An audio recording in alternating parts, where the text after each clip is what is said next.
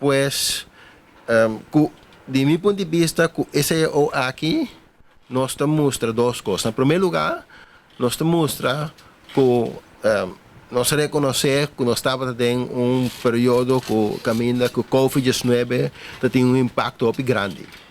Pois caminha que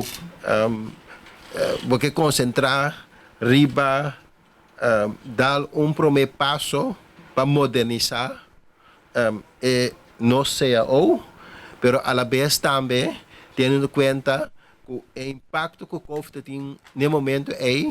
pues para que avisa, ok, lá nos dá a hora que em verdade firma CEO para ano, então tá seguir trabalhar dentro do processo mágico, dentro essa que acaba tem algum ponto caminho que a modernizar, pero que sigue vai mais amplo, mais leu com né, então lá nós vamos trabalhar de BCI para nós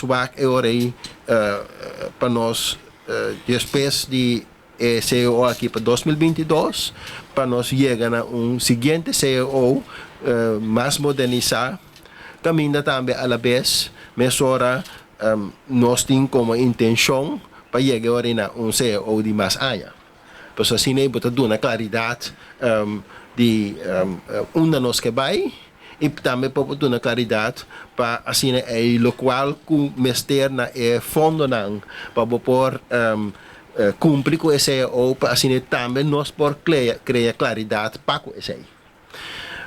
Outro ponto que me que para que tu na cheta que nós visa COVID não vai. Já nós temos era caminhando como mundo médico constantemente nós temos dedos a cruzar, já passou por nós aqui que passou suceder, já por surge seguinte variante, já de COVID, que a tropa tem impacto grande,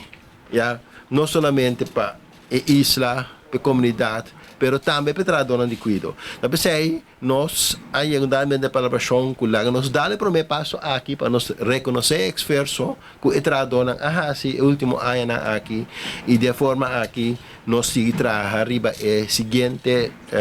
nós precisa passo de modernizar que nós que vai lograr conjuntamente.